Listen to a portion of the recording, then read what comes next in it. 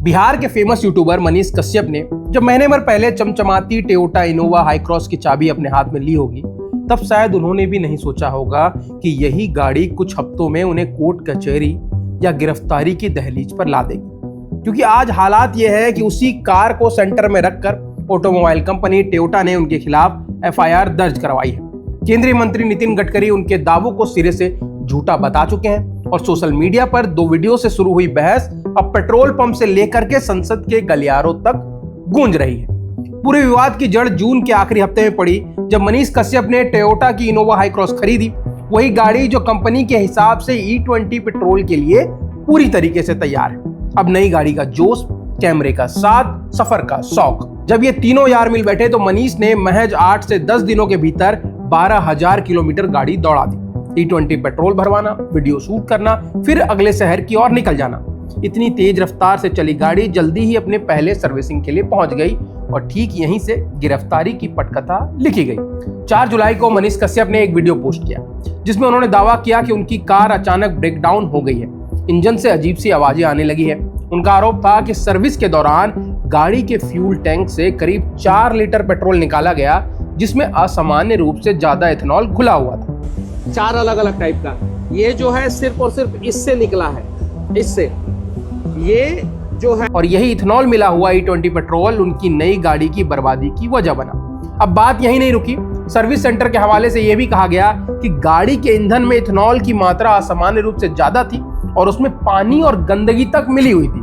अगले दिन 5 जुलाई को टोयोटा मोटर्स मैदान में उतरी और कंपनी ने साफ साफ कहा कि इनोवा हाई क्रॉस को E20 पेट्रोल के लिए ही डिजाइन, टेस्ट और सर्टिफाइड किया गया है। इसीलिए सिर्फ E20 पेट्रोल भराने की वजह से इंजन में खराबी आना नामुमकिन है। उसके बाद कंपनी का तर्क साफ था कि दिक्कत ईंधन में मौजूद इथेनॉल से नहीं, बल्कि उस मिलावट और दूषित तेल से आई है जो गाड़ी में डाला गया।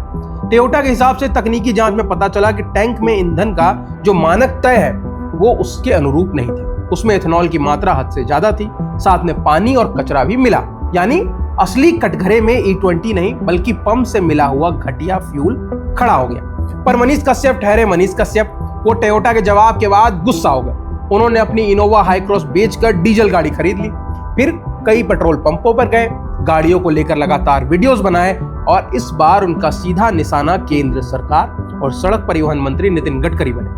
आरोप था कि देश में जितने भी पेट्रोल गाड़ियां और बाइक खराब हो रही है उसके पीछे यही इथेनॉल नीति जिम्मेदार है। उसके बाद केंद्रीय मंत्री ने एक सार्वजनिक कार्यक्रम में बोलते हुए बताया, पटना में एक यूट्यूबर के थे, नाम नहीं लेता, उनके गाड़ी उन्होंने किया, मुझे गाली गलौज किया, वो सोशल मीडिया पे आया तो टोयोटा ने उनको कहा तुम्हारी गाड़ी तो देने के लिए इनकार करने लगा। फिर उन्होंने कहा कि हम आपको तो फिर पब्लिकली करेंगे, फिर गाड़ी दी।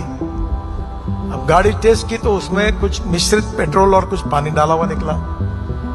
हाँ, तो उन्होंने उसको चला, उसके खिलाफ एफआईआर दर्ज की टोयोटा कंपनी। पता चला कि खराबी जो है वो E20 से कोई लेना देना नहीं है उसका।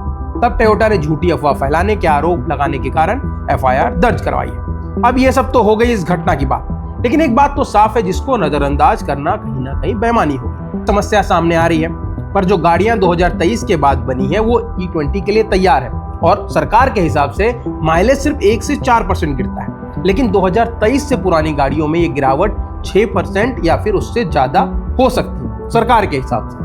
पुरानी गाड़ियों के रबर पार्ट और फ्यूल सिस्टम पर एथेनॉल धीरे धीरे असर डालता है, नमी को खींचता है और लंबे समय में इंजेक्टर में जमाव जो है इसकी दिक्कतें आती है। यानी शिकायतें पूरी तरह हवा हवाई तो नहीं है। पुरानी गाड़ी वालों की तकलीफ भी जायज है और सरकार खुद मान चुकी है कि रूटीन सर्विस के दौरान छोटे मोटे बदलाव से इन दिक्कतों को टाला जा सकता है।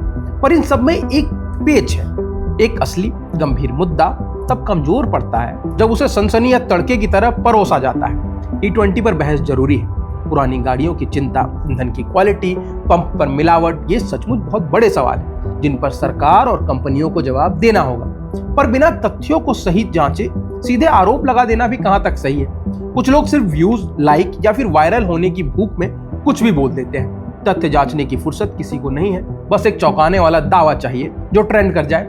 फिलहाल गेंद कानून के पाले में है। टोयोटा के एफआईआर के बाद मनीष पर गिरफ्तारी की तलवार लटक रही है। सबकी नजर इस पर टिकी है कि अगला कदम क्या होगा। पर इस पूरे तमाशे से एक सबक तो साफ है कि दावा करना आसान होता है, साबित करना मुश्किल, और कैमरे के सामने बोला गया हर शब्द अदालत में भी बोलना पड़ता है। अब आपकी इस पे क्या राय है, कमेंट सेक्शन में हमें जरूर बताइए। और अगर आपको ये वीडियो पसंद आया है तो इसको लाइक करें और ऐसी वीडियोस के लिए जुड़े रहें बजरबट्टू दुनिया पर।